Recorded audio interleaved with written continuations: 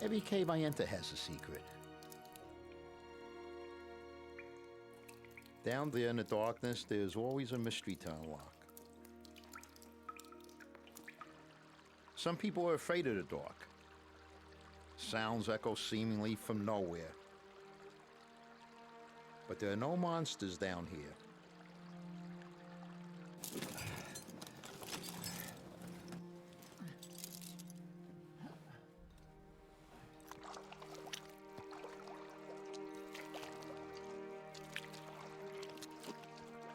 Back in what we like to call prehistoric times, people escaped beasts by hiding in caves.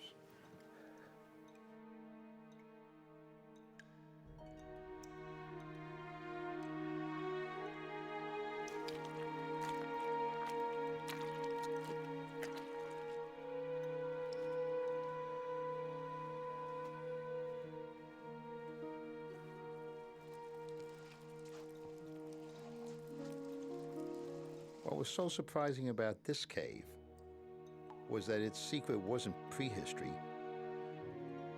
it was living history.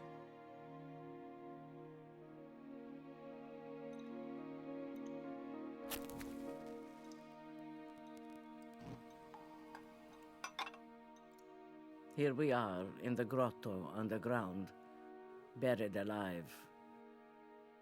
Who could tell how long we need to remain?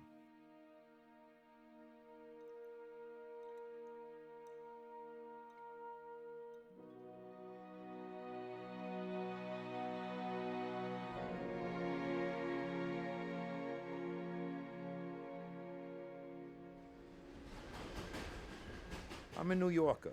I work as an investigator for the state of New York, but my passion is caving. I travel the world exploring caves. It was in 1993, right after the breakup of the Soviet Union, that I first came to Ukraine.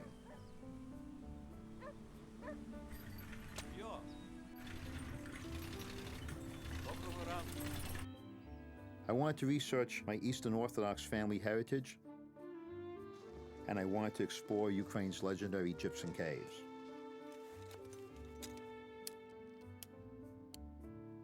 Egyptian caves don't occur that often in nature, they're very rare. And some of the biggest caves in the world happen to be Egyptian caves, and they're located in western Ukraine.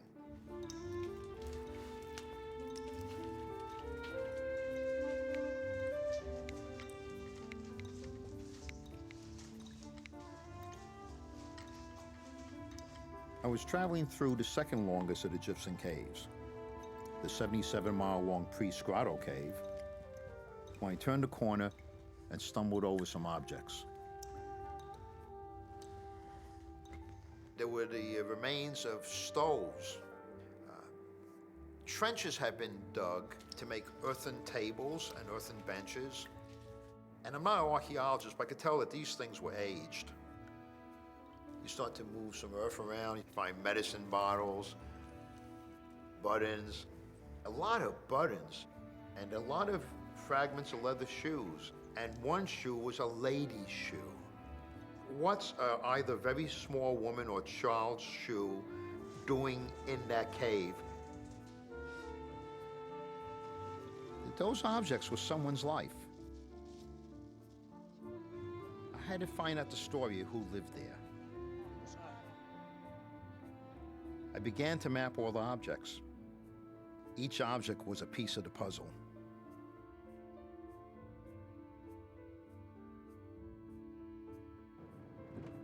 I started asking people in the nearby town about the cave.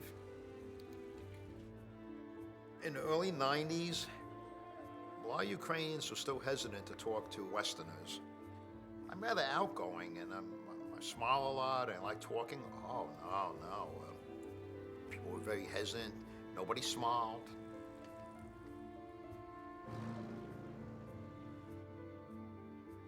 Maybe as soon as 94, 95, that someone said maybe some Jews lived in the cave. Юрецький квартал. Ну що Це це? місто? Ага, то місто, так. Це все було дім за домом. And again, there's a language problem. I'm trying to find out, what do you mean maybe some Jews lived in the cave? This was my first real lead. I began to research the history of the Jews in Ukraine and discovered that before World War II, Ukraine was home to one of the largest Jewish populations in all Europe. My Eastern Orthodox ancestors probably had Jewish neighbors. We were living in the town of Korolovka. My husband Zayda, our children, and I. There were 500 Jews living in town. Ukrainians and Poles lived on the bordering streets. The Jews traded with them. It had gone on like this for many years. My two granddaughters were the newest addition to our big family. With my grandmother, when you came to my grandmother Esther, you had to produce. It wasn't playtime. But she was a businesswoman. My other grandmother picked me up, kissed me, hugged me, but she didn't do that. The time that I spent with her had to be productive. She used to have the newspapers delivered from Warsaw, from Chartko, from Lvov. She was reading what happened in 1938 in Germany on Crystal Night when they burned all the synagogues. She said, it's bad, we have to run away if we can. One day she finds in the paper that Canada would accept Jewish farmers. We prepared our documents, my husband Zayda and 5 of our 6 children. My oldest son, Nissel, who had been in the Polish cavalry. My younger son, Sam, and my middle son, the carpenter, Saul, and my 2 younger daughters, Hannah and Yetta. My oldest daughter, Henia, and her husband, Fischl Dodik, had decided to remain in Karlovka with my granddaughters, Sonia and little Sima. Kommt auch zu neu. 1, 2, 3. And we had an interview with the Canadian Council. They examined us, and we were accepted. And my father sold the land, the houses, everything, the beds, and whatever we had. In 1939, on 8th of September, we were supposed to go. It was reserved places on a boat. Stefan Batory was the name of the boat. The 1st of September, the war broke out, and we got stuck there.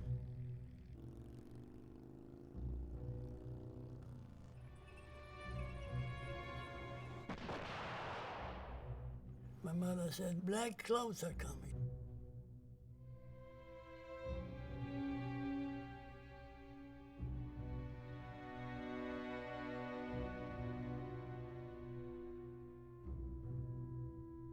As soon as the Germans came in, they made a Judenrat.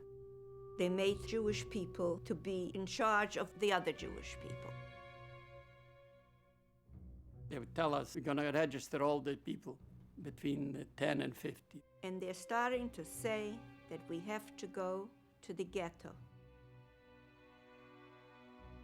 My mother said, boys, make some bunkers, hiding places.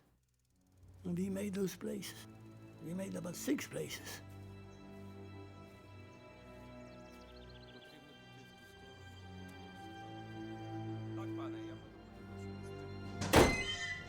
Gestapo, kommt raus! Alle raus!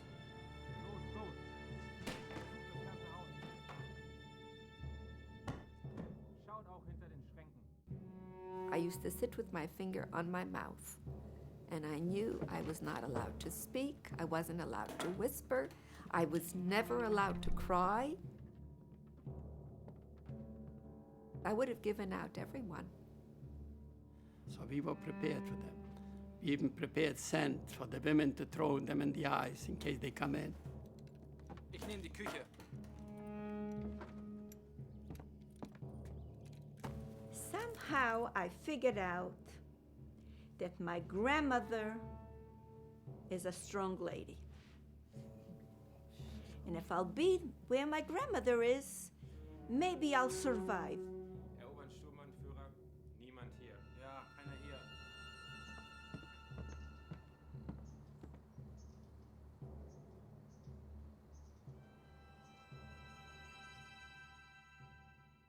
We were pretty good till Sukkot 42.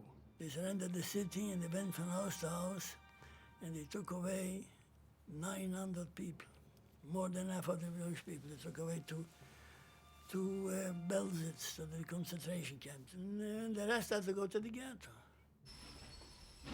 My mother said, no, we are not going to go to the ghetto. We come to the ghetto and 2 days later we are gone.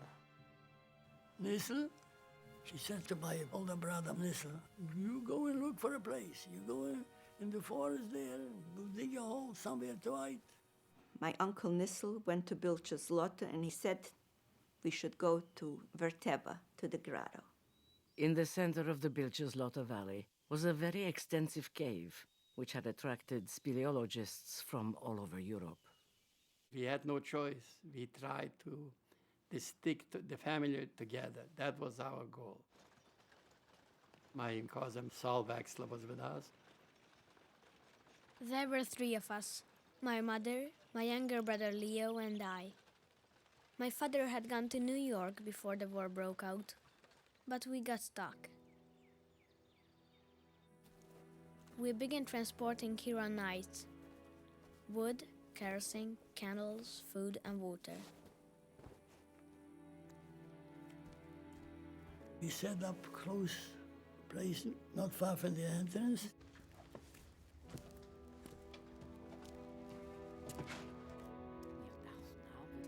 My mother said, we take everything with us.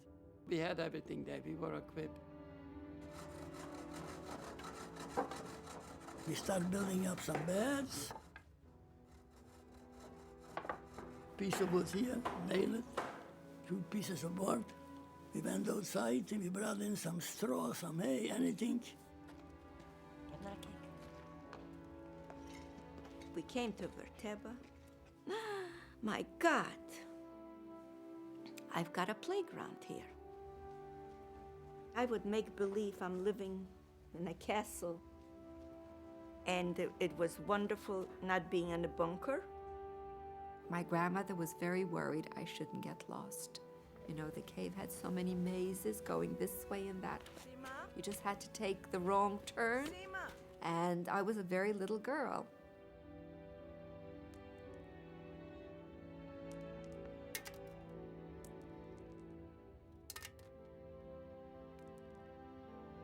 It was warm, it was dry, and we had pillows and covers, and we had food. My father and my grandfather and my uncle Nissel all bought badges. They paid off the Ukrainian police, and they were allowed to buy back a horse and wagon from the peasants. They were collecting scrap iron for the German government, but they were free. So they could stay in our house, and they were driving around all over. Nissel and my father, and Sima's and Sonia's father, brought in food and water and whatever we needed.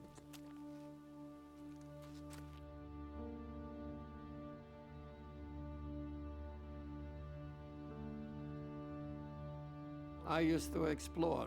That was my thing. I used to walk around in every hall, in every place.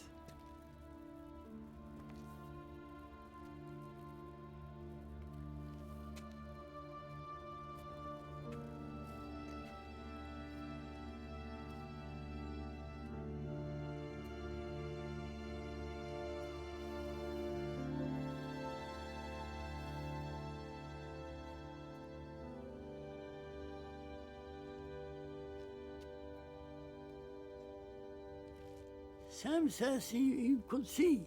Maybe his eyes are different. I couldn't go from here to there. I wouldn't move. We didn't have no water there, so we used to have drips, used to come in. I used to go with my grandmother to get some drippings. A glass of water was for a family for a day. I was once so thirsty. I got out from the cave. I say, if they kill me, I have to go to a well somewhere. And I was drinking almost all the pail of water. I was so thirsty. I didn't have water for a few weeks. just a little bit sometimes.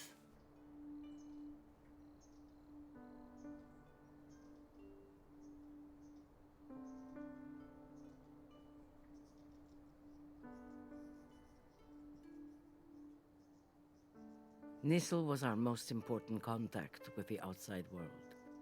One day, Nissel told us we had to hide more deeply in the grotto because peasants were being seized for labor, and they might want to come here to hide too. But Teba was an open place. You were exposed. Nissel said, if they come in and you don't have another exit to get out, you're all doomed. We used up all of our time in lighting supplies looking for a second exit. My cousin Sol was always the leader. I was inside a manager. I was anything I was doing. We come to one place and I see a pile of earth. And I gave everything a stone. I came over, I took my shovel,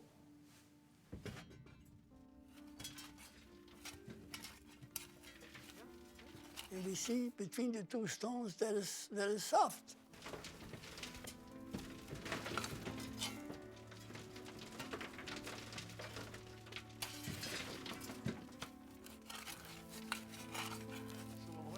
Nissel. And Nissel used to come in for 2-3 days and dig. If he was digging 2 hours, he made more progress than me in 4 hours.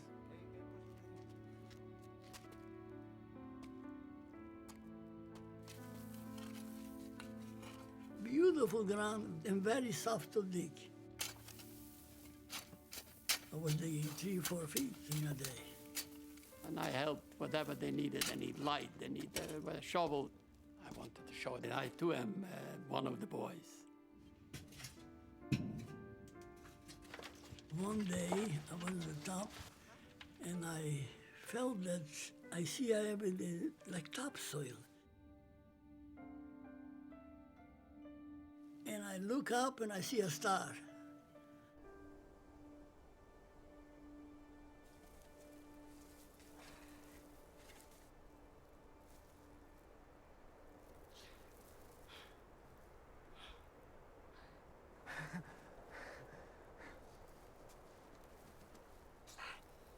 We were so lucky. You could come out in the middle of the road someday.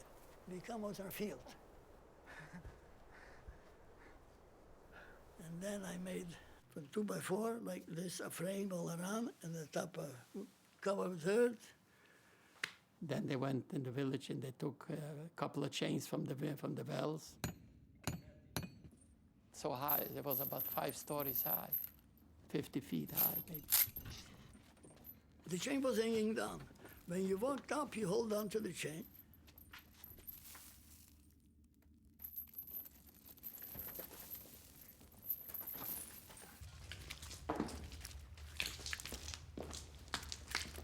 After completing the second exit, we begin to move back to our new living quarters, which was a cave completely remote.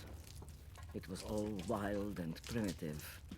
The ceiling was so low that we could not walk upright. The families were now quite scattered and far apart within the cave. The atmosphere was not as joyous as it was when we came in. Every morning, Saul and Sam would go outside to see if there were any signs of strangers around. One day, Saul came back shaken. He told us someone had actually made steps to descend into the grotto. The next thing that I truly remember, and it was horrendous, and it stays with me all my life, even if I want to push it away, was when the Germans came by. Hersh Barrett was right next to the entrance.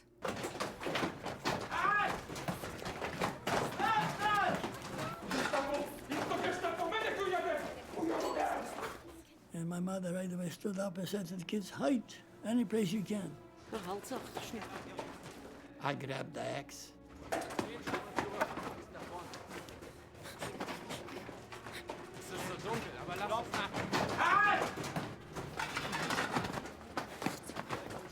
My mother pushed me under. There's no room for her to go in. Raus! Wie viele Juden könnt ihr finden? Schnell! In eine Reihe. Komm, steh auf. So nicht, Junge. Ganz schnell darüber. I stood on the side and I said to my cousin, let's kill at least one of them. And when I saw that he's not moving, I threw away the axe. I says, I don't want to see when they kill me. Steh auf. Sieh dich an. Los jetzt. Du auch. Stell dich zu dem Kind darüber. Stell dich zu den anderen. Bitte, bitte, wart. Ein Moment. All of a sudden, I hear my mother. We live here like rats. We don't mix in politics. We are women and children. What are you afraid that the Führer is going to lose the war? Can you imagine a Jewish woman to mention the name Führer? And he says to my mother, don't be afraid. He take you out and you go in a camp. My mother says, I know what kind of a camps you have for us. She told him, she opened up his eyes, looked like, I see, hey, they're not killing. Sieh dich an. After that, I lost my fear completely. I started to dress, put on a jacket. And I took my time. He didn't like that, but what the heck? I had nothing to lose. My mother knew they were going to march us out, that I needed my shoes, and she didn't want to bend down to pull out the other shoe because she felt that the German with his machine gun may bend down with her together and may see my sister hiding underneath.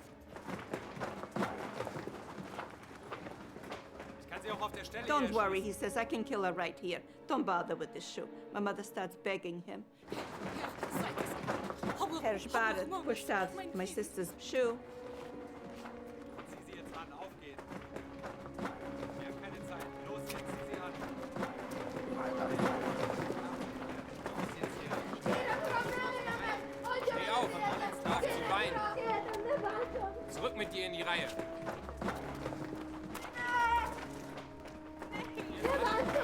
Get him!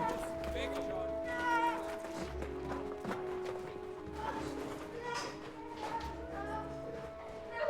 Hinten nach. Schnell!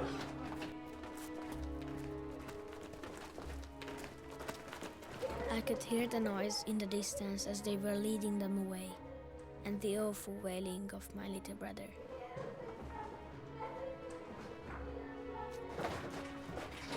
Los. Alle raus hier. Up, up, up.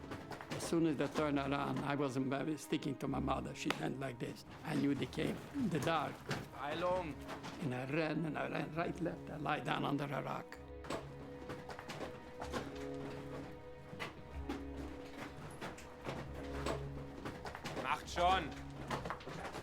Macht schon, wir haben keine Zeit. My mother slipped into a hole in the side.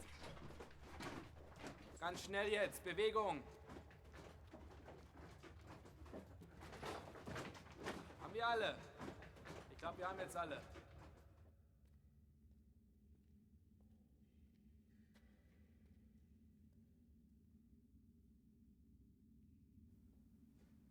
I know they took my mother away. I'll never see her again, and I'll never see my sister again. All of a sudden, I hear somebody saying, Schinkel, Schinkel, where are you? Sonja, wie bist du? Wie bist du? My Aunt Yetta came looking for me.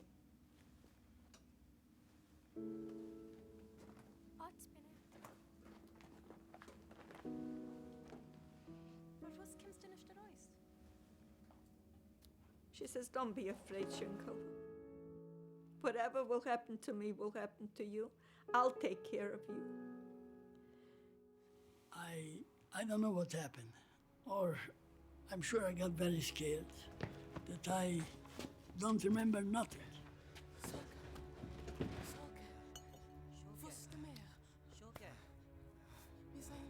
When I didn't hear them no more, I ran in straight in the exit. Sal was scared, and I kept pinching him, nothing. I was finished.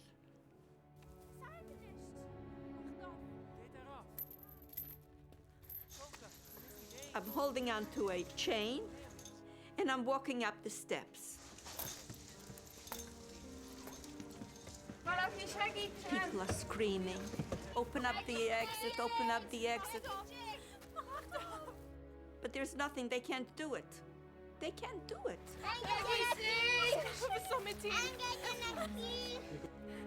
Schleime, rausfinden. Was ist der Meer mit dir?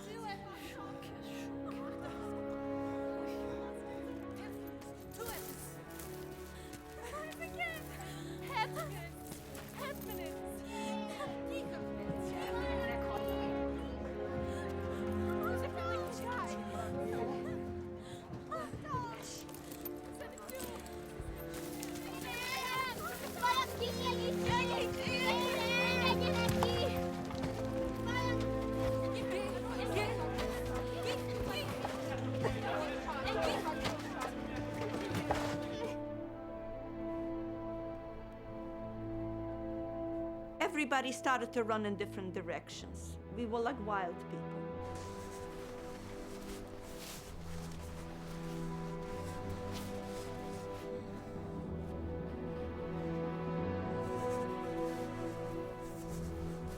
It was very cold. Each one of us ran with no destination in mind. I tried to speak to Saul, but he couldn't reply.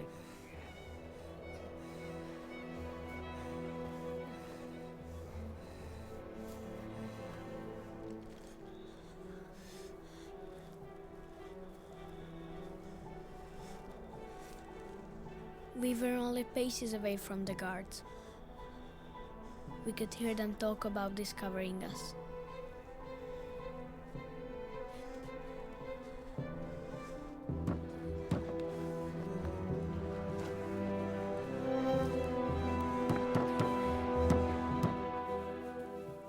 We crawled to the village, to the Miravat barn. Mrs. Miravat had hidden Hannah once before.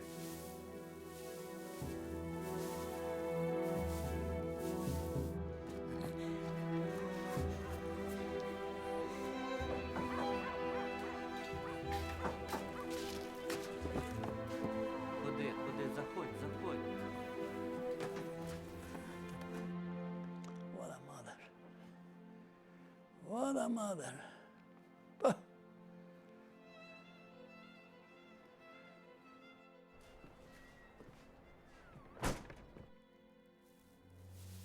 That night I lay there and thought of mother and brother. The Gestapo had turned them over to the Ukrainian police.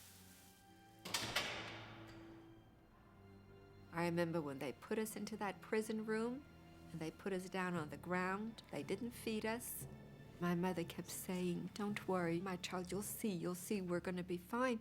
Your father's going to take us out and we're going to be okay." She was just trying to comfort me because I knew at that age, I knew we were going to be shot. I knew that. I was home already. I was when I ran away. I came and I went straight to the bunker. My father and Nissel and official, they ran to the Ukrainian police, and they made a deal with him. 500 something, I don't know, gram or something, gold. The men had to bring 5 bodies to replace ours because should the Germans come back and want to see where the bodies were that were shot, he protected himself. He said, "I want to have 2 children, 2 women, and a man."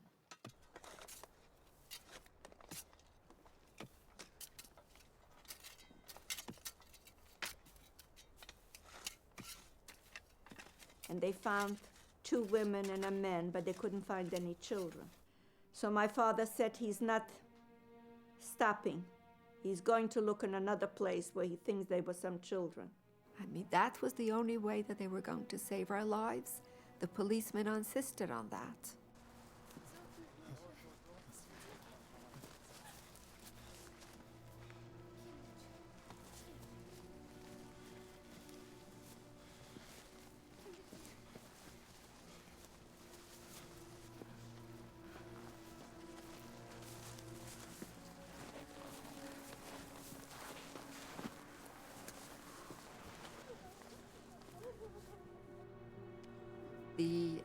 Ukrainian policeman said, just lie down, I'm going to shoot 5 times in the air, and then you're just going to run away.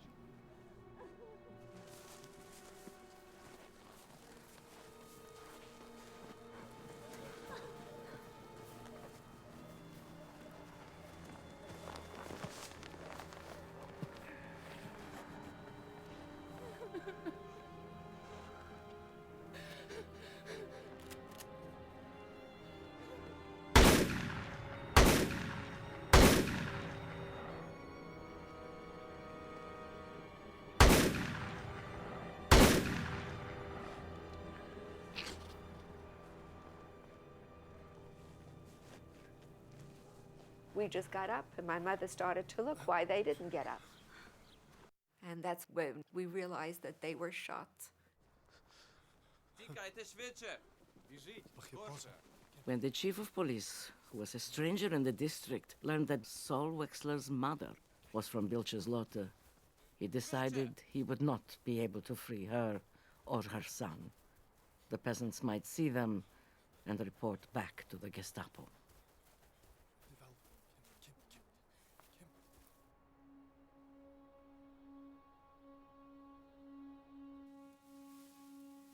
We left early the next morning.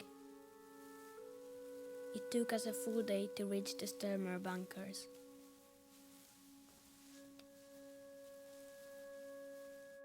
As long as I live, I will remember my cousin Saul Wexler's eyes searching for his mother and brother, and how guilty I felt that his mother and brother are not there.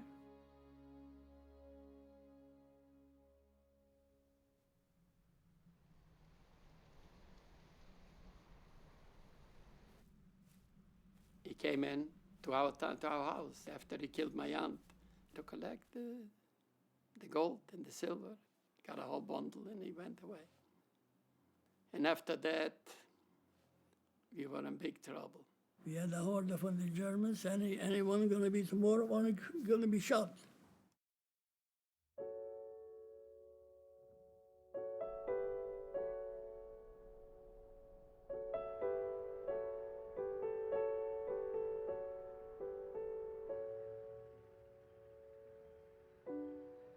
I kept coming back to Ukraine every year, hoping to uncover the story of the people who had lived in the cave.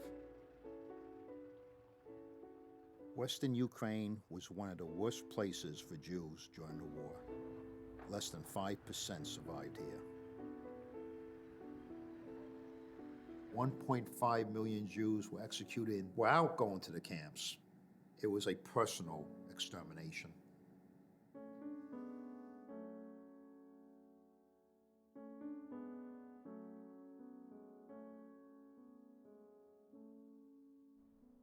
I figured that if a group of Jews had lived in the cave, there were probably no survivors.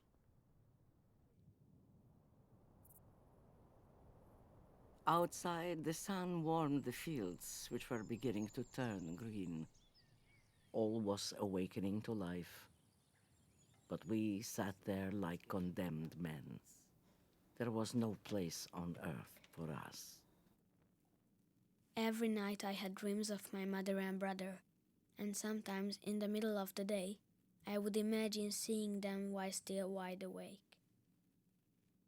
We were hiding and Nissel was going around to look. My mother says, Nissel, you gotta find a place. We cannot live like this. Nissel went to Munko Obozinski. He lived in the forest in a little house. And he says, I need a place for my family. Maybe I can make some bunker, hiding place in the forest, a hole. He says, you know what? I was once hunting a fox, and he ran in the hole. And I come there, I didn't go in. There's a hole. Try this hole. This was the 1st of May, a Sunday, 1943.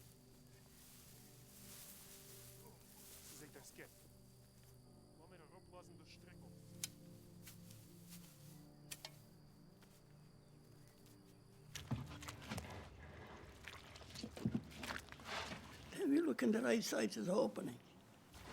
We got down and we start sliding in.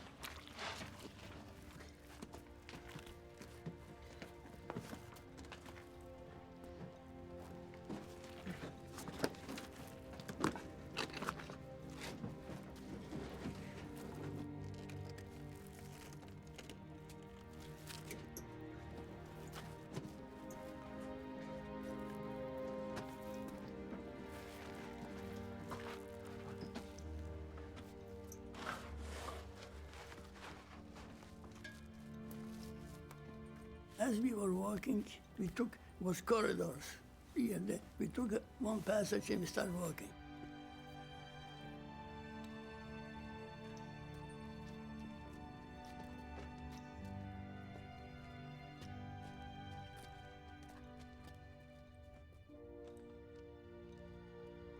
The main room, when you walk in, I think you could drive in with a couple of trucks. There was before was a smaller room, and then there was like arches, and you walk in the second people.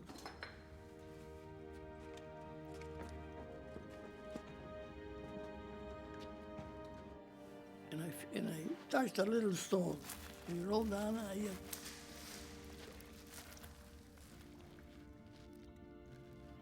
We go down, and I put my two hands like that, and I taste the water. It's sweet water.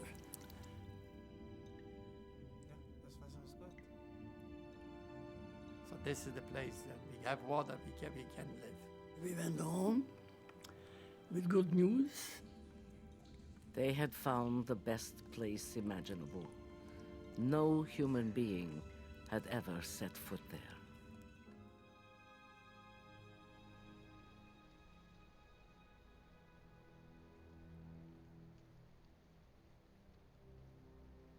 "38 of us descended into the cave. The men told us to slide down into the mud.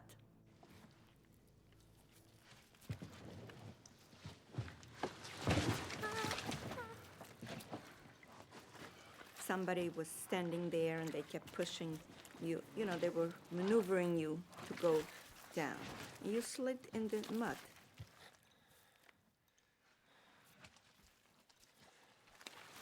We talked to our mother and says, it's very hard, I don't know if you be able to squeeze through the stones.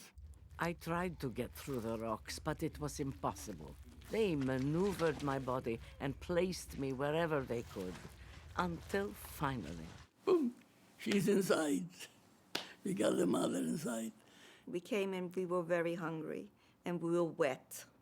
And I remember I had like the chills, you know? Yeah, we came there almost without food. No food. By the time we came to the second cave, everything was lost in the first cave.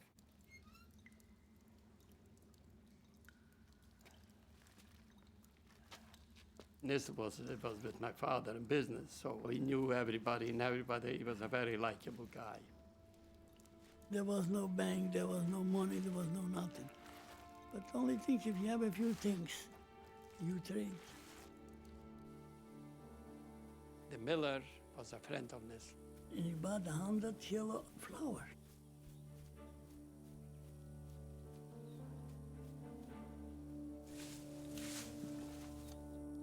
This Ukrainian guy was supposed to go pick up the flour.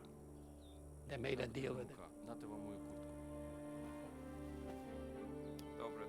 And he used to meet Saul and Nisl in the field there. They made an appointment. They came there, the guy's not there. We were waiting and waiting, and we see it's almost daylight. So we went back to the cave.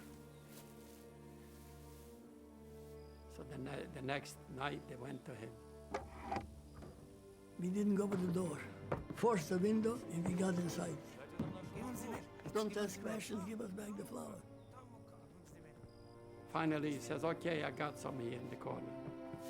So he gave a third of it. We decided we need a stone to make our own flowers. The guy took away from us. So a couple of days later, Nisl and Saul went to his house. And we went in his barn, and here's the stone. That stone, he can hardly lift, right? This carried maybe 8 or 10 kilometers on his back.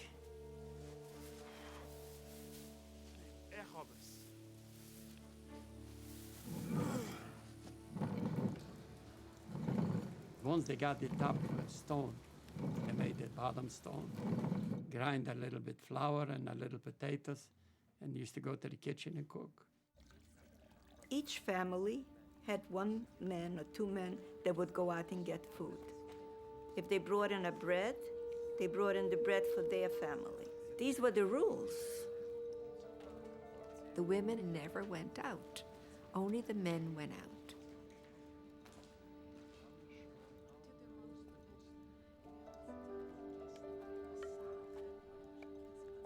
When it came to food, each family was separate. My uncle Zeta Sturmer was hiding above ground. Nissel and Sol were now heads of our family. My father was in a very small village, and he had a very good friend. He was afraid, plain and simple. He was just afraid, you know. We knew one thing, we have to go, we have to do what has to be done. We have to go out, no matter what.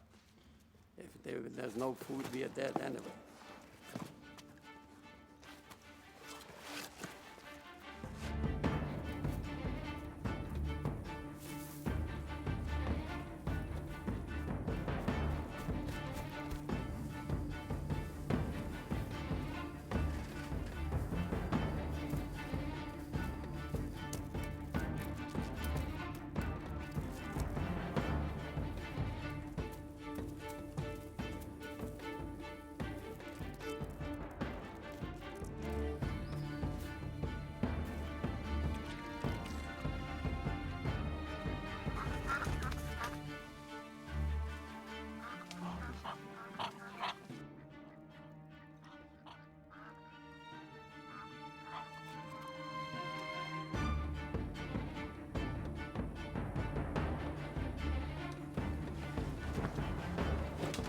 Drogas. 9 uniforms. I put on a shirt with a pair of pants. I felt like it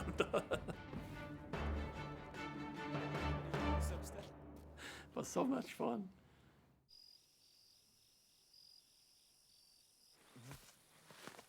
To cut wood was the most dangerous thing.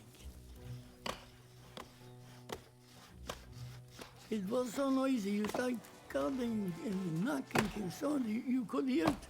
You could hear till the police station. So we were standing there and cutting wood. This guy came over. He knew us. He was like, grew up with us.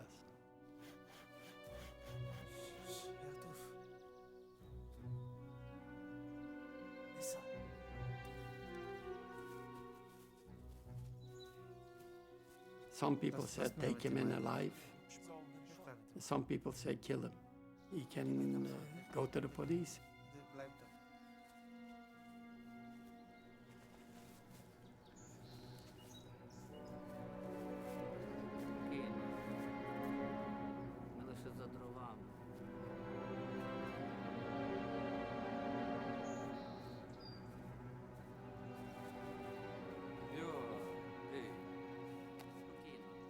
And then the decision was to let him go and to trust him. We trusted him.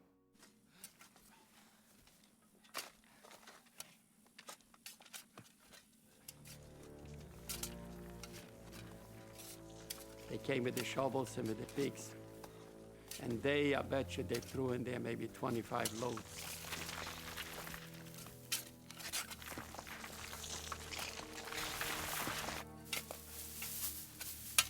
Till they fill up the hall, they say that's gonna be the end of them.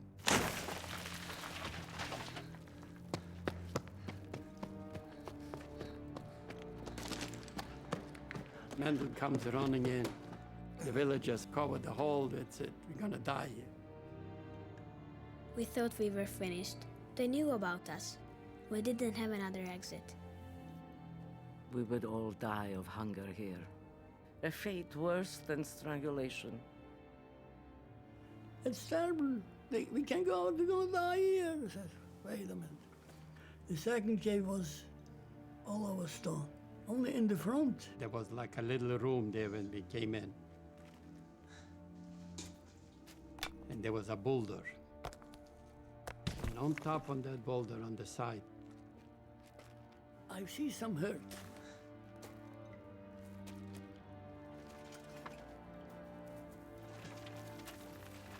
Three days and 3 nights, we were working, everybody in shifts.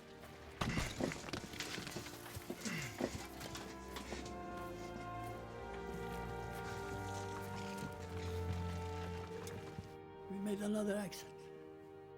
We made sure that they couldn't come in because who wants to slide in a wet hole feet first and you don't know where you're going. There was a man always standing with an axe, and if they would have come in, they had to come with the feet first. They would have chopped off their feet. We trusted one man, Munko. And Munko used to tell Nisl the whole news. There was talk in the village that my daughter Hannah was hiding out in the home of the Mirawald woman. She had been there ever since they had discovered our first cave. When my grandmother heard that, she said to my uncle, Nisl, you go and bring her immediately.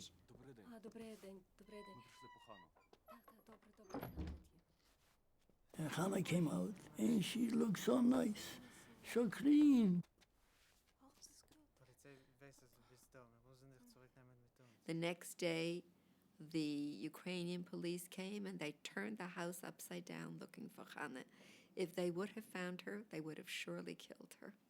Then the priest came and it said that nobody should keep a Jew. He preached that they should get rid of all the Jews.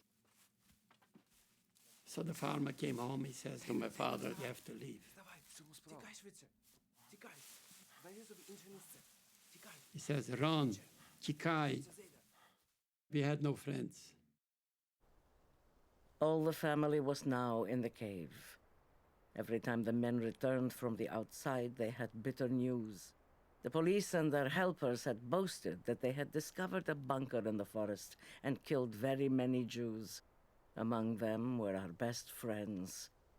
There were 24 people in the bunker.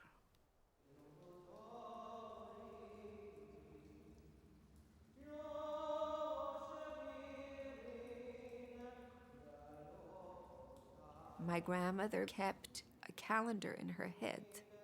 She knew day by day which day it was. And when the holidays came around, my father was the chazan, and he knew how to pray beautifully.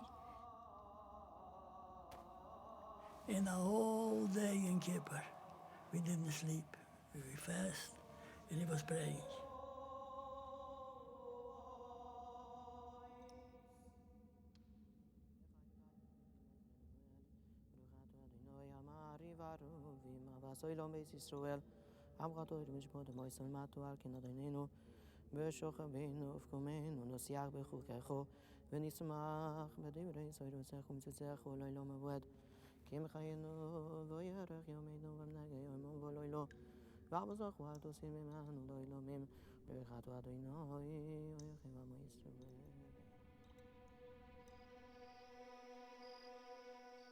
When the men used to go out, it was very, very frightening. The women would sit in there, but they wouldn't talk because nobody wanted to say it out loud that they might not come back. Everyone thought about it, but nobody said anything. If I didn't go out with Nisl, with Saul, I was sitting there and waiting for them to come back. Somebody else would try to come in, I would stick him.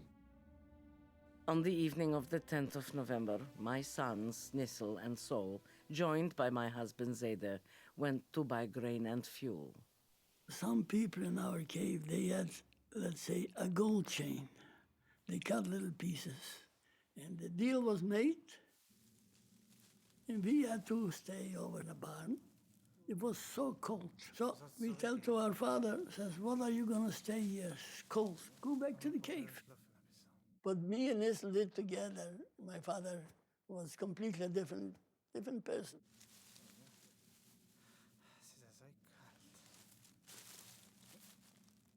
So he went back. This was about, let's say, 12 o'clock. About 2 o'clock, he's back. He says, as I was walking to the cave, somebody was yelling, "Stoi!" because I'm going to shoot. He ran away. If the police is near the cave, we are here, the family in the cave, we wouldn't be able to go in, they wouldn't be able to survive, everything is over. We're going to all die now. Nisl said, let's go and have a look.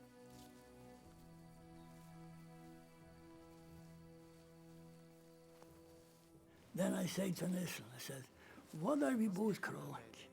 What do you think if we're gonna fight somebody? Stay here.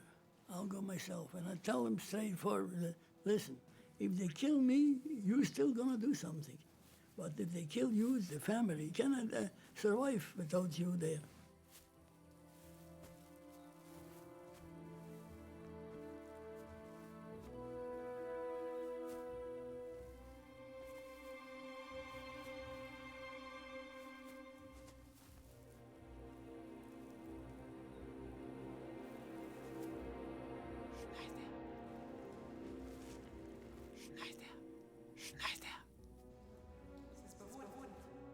And Sam was there. I said, everything is all right.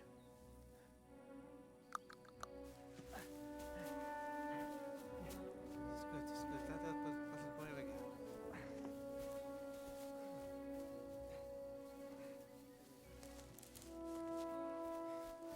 gut. We were all inside, and I hear that somebody's walking there.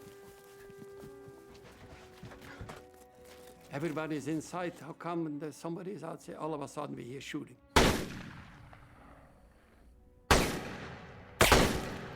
Pow! Pow! Pow! They're shooting.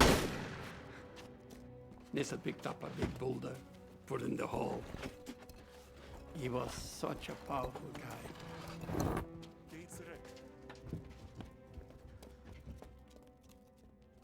Nobody had a brother like I had.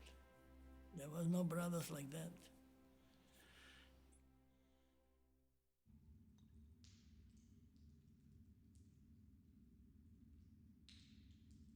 Long ago, people believed that spirits and ghosts lived in caves.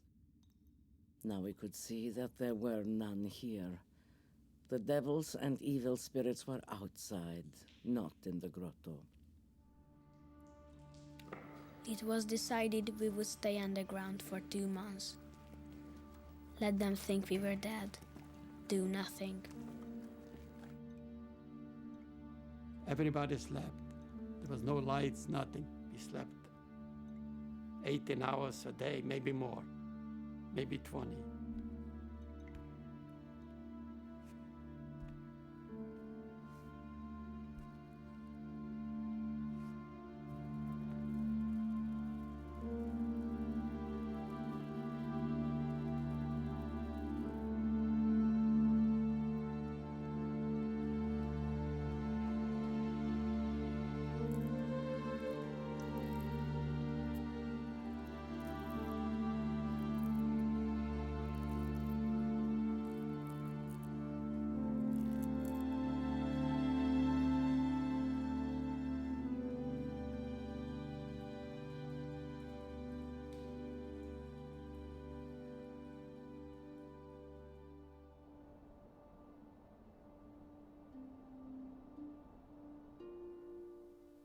And we stayed in, and there came the big snow. Blowing snow and everything.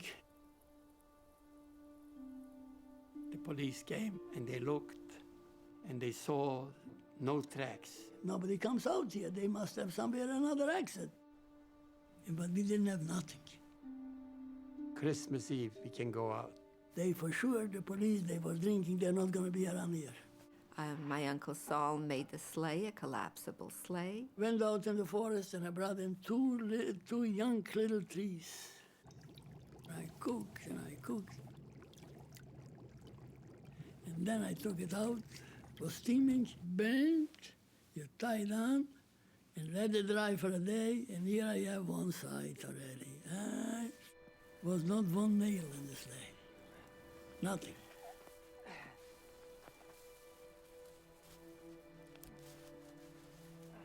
I look at Nissel, he was yellow, not shaved, and mud all over, like a wild man. I thought to myself, maybe I look like that too. I took the sleigh and I go with Nissel to Beach's lot. And we load up the grain, 250 kilo or even more grain. And we start to pull. We can't even move it. So what do we do? Nissel says, I'm gonna go to Beach's lot. Geen gaan we naar Verd. ons aan schrik in de vrede.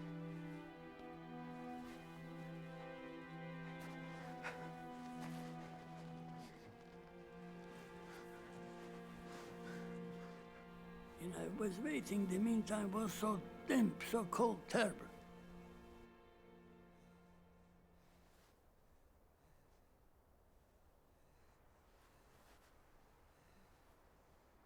Suddenly I hear, I look around, and I see somebody's on a horse.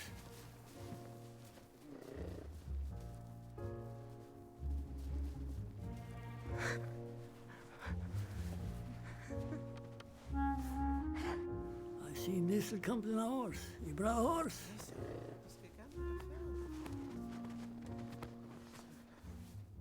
Say, Nissel, where is the harness? You forgot the harness. He says, I'll go back for the harness. He says, don't go for the harness. We're going to make harness.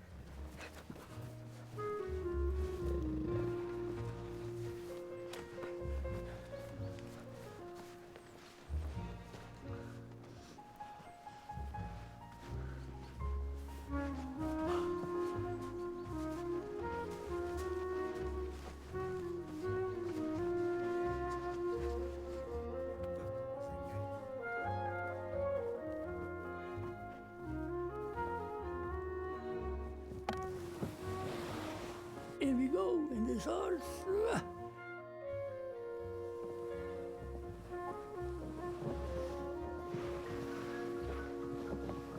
In Hebrew, say a real chutzpah to go and to steal a horse.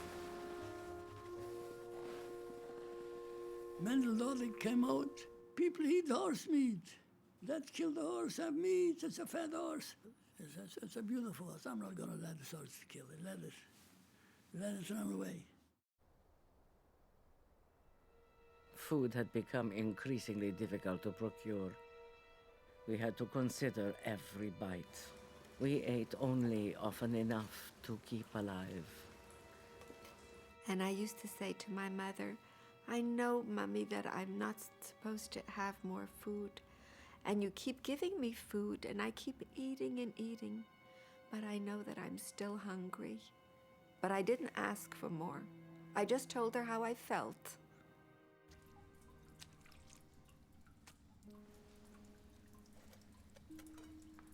Food started to be missing. They started accusing me. I denied it.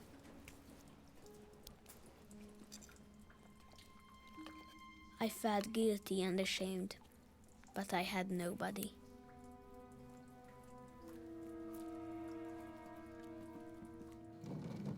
I used to grind the flour. And Saul, he helped me grind. But we grind the flour in the dark. We never use no light. I speak to him. I say, Saul, Saul. It was all flour all over the face. It was terrible. He ate up the flour for the family. Very naive. It was, he didn't act smart. That day I got the first of many beatings. They warned me if they ever catch me stealing, they're gonna throw me out. He was hungry. I think he was hungry out of loneliness.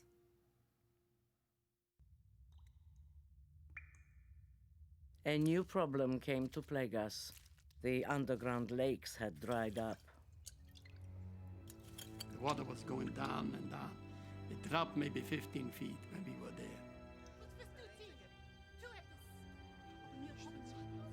There were fist fights and arguments.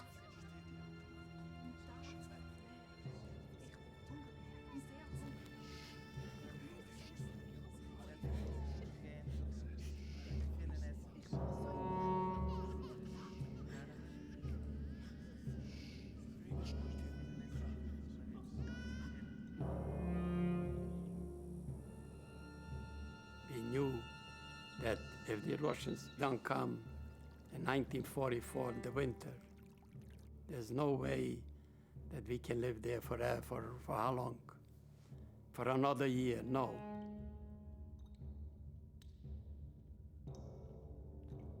With the Ukrainian police, they would come after us, and they would stay there, and they would get us. Suddenly, here, boo. My brother was in the army. He says, You see that fire? That's the front.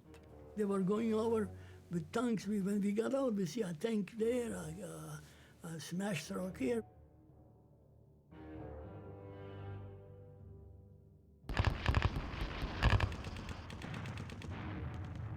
You go outside, and who knows what's outside. I think at one point, I don't know if it's true or not, but I think they took lots at the end. Who's going to be the first one to go out? We didn't know who was outside, the Russians or the Germans, so they sent us to go to the woods where Munko lived. He said the Russians are here, the Germans are here, and we are in the middle.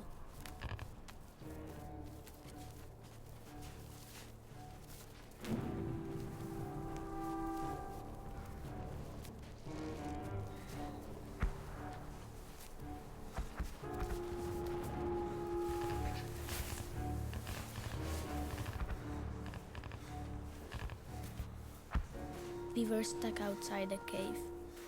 It was an hour before they realized we were missing and pulled us back in.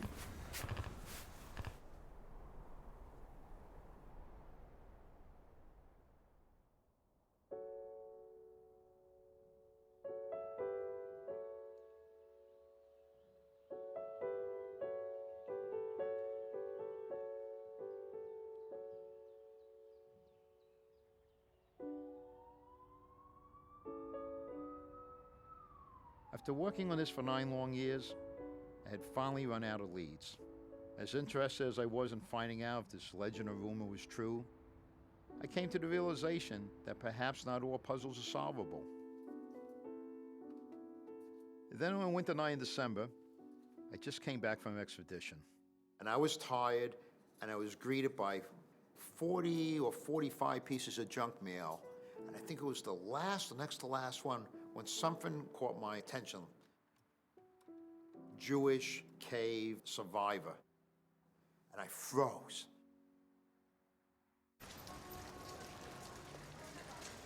It was from a fellow who identified himself as Ed Vogel, the son-in-law of Saul Wexler, who survived the Holocaust by living in a cave in western Ukraine for over a year. And Saul was living less than 7 miles away from me. He sat me down and started to tell me his story. How he lost his mother and brother. How he survived underground for over a year and a half. My cousin Saul Wexler called my uncle Saul Sturmer, and he told him that there is a man, and his name is Chris Nicola. Those are the remains of the branches that came outside. Yeah. Well, that was this morning. This morning. He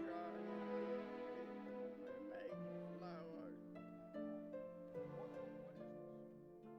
And then I learned Esther Sturmer had written the survival story down and listed the family names.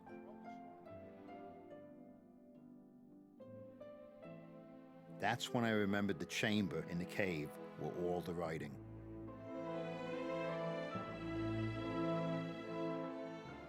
It hit me like a brick wall. Sturmer, Salman, Wexelblad, Kurtz, Dodick. Among all these words were their names. We were in the right place, the right moment. That was our luck. And maybe that's why I wanted to go back and to say thank you to the cave.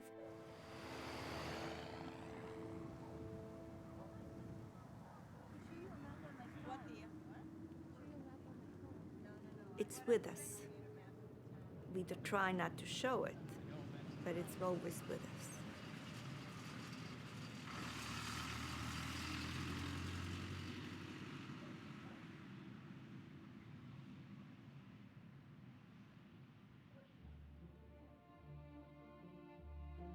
And here I am, back after 67 years. Pow!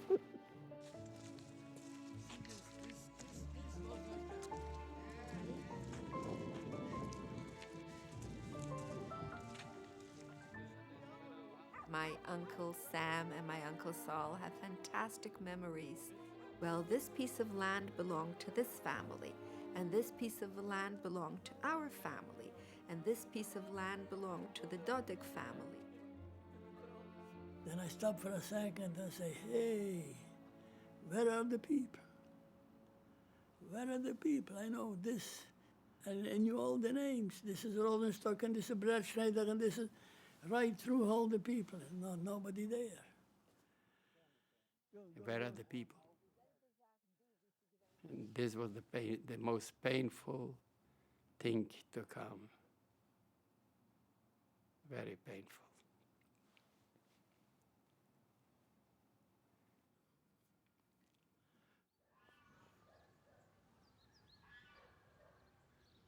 Going back into that prison room, that was the hardest day of my trip to Ukraine. I saw everything that happened, and it's like almost like I heard my mother speaking to me in my head. We didn't tell people too many times. If we spoke about the cave, we spoke it amongst ourselves. We didn't tell it to others because it was just too incredible.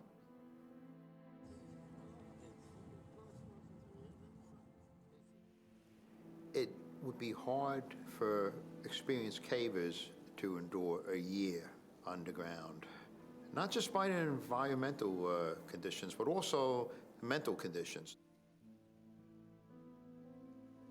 They discovered one of the longest caves in the world, and they broke the record for uninterrupted, sustained survival. These were amateurs that ranged in age from 2 years old to 76. They went into the cave not equipped, but through trial and error, being able to think out of the box, they turned themselves into world-class cavers.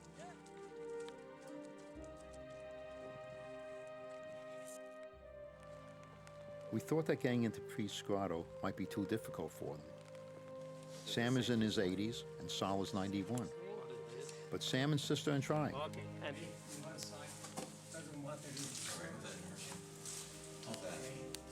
Okay. We're doing good. Okay. It's a bit wrong. Yeah, listen. I'm very disappointed because I wanted to go in and be in the place where we live. Listen. The Ukrainians will tell you there's something special about this cave. Once you open the door, you can feel something. The cave knows you and your brother were here. Oh, yeah, the cave knows. It knows. Yeah. It But knows. I love to go anyway.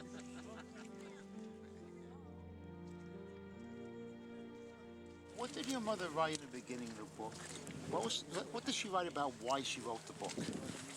Because she wants, maybe someday, grandchildren and great-grandchildren come and to see what we went through. And who's standing right alongside you? My granddaughter and my brother's grandson.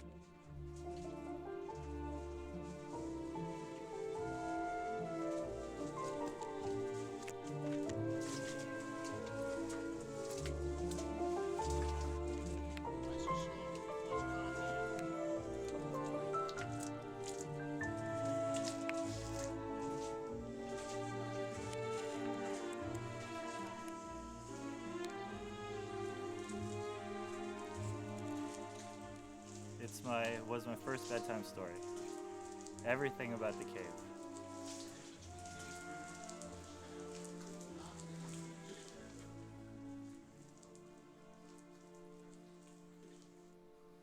My granddaughter, she got out that building, beautiful, a nice tall girl, said, this is my granddaughter, came to my cave.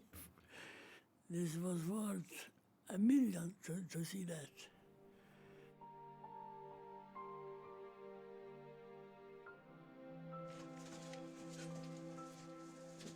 The first day when I walked down and I came and I looked down, and I could see it now, the way it looked. Nice and slow. Guiding Sal through the passageways of Batavia is quite an experience. I felt like I'm going back in time, and in my mind, I'm thinking that he's seeing things the same way he did 67 years ago. You better watch my cave here, don't break nothing. When it was Sam's turn, his energy level was unbelievable. Fine, I'm fine. He was so eager and energetic, he was pulling me through the cave. We're gonna continue going straight. When I went into Verteva, I saw everything in front of me. I saw the people. This is where they were cooking. And I was happy. This is where they were cooking. Look, don't you see it's all smoke here? When I was 5 years old, 1/3 of my life was spent in caves. I think we slept here.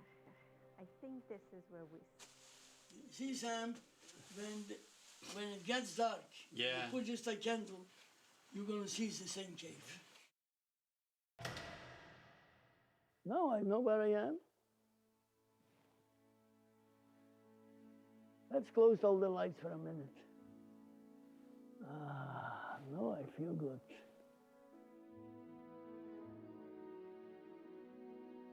The cave was fighting for me. I should be alive today. Those stones put up a fight. I was safe. In the darkness, I feel safety. In the quietness, and sometimes, you know, you're still the child that is in the grotto. The Russians, they bombed the Germans, so we stayed inside.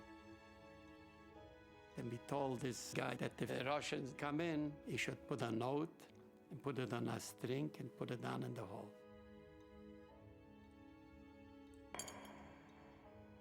One day I come out, there is this.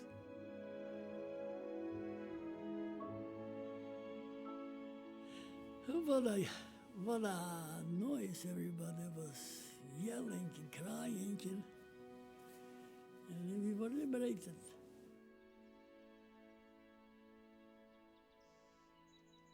You can't imagine this feeling, how beautiful it is outside.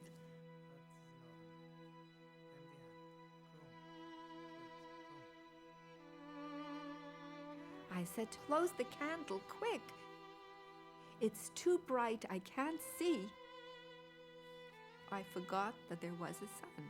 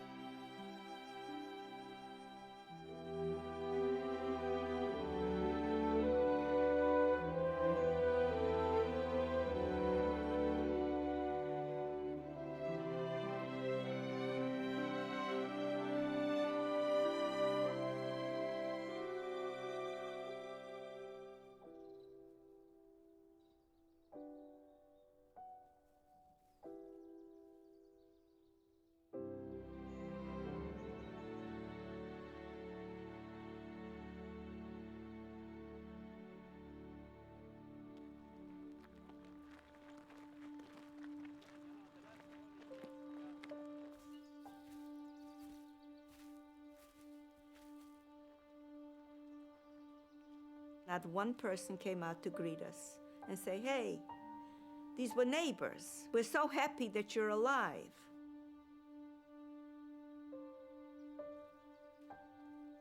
And we had a dog before we left, a beautiful German Shepherd. this dog, if he could say, where you been? There are miracles and there aren't miracles, depends how you want to believe. There had to be miracles for us. I feel like I did something good. I went to Ukraine looking for my family story, and I found someone else's.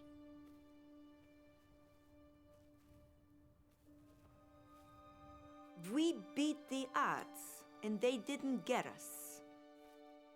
We are not heroes, we just survivors. We fought, we were fighters. We were masters of our own fate in the cave. There was no one to whom we owed our safety or upon whom we depended. After our men came in from the outside and scraped off the mud which clung to their clothing, they were free men.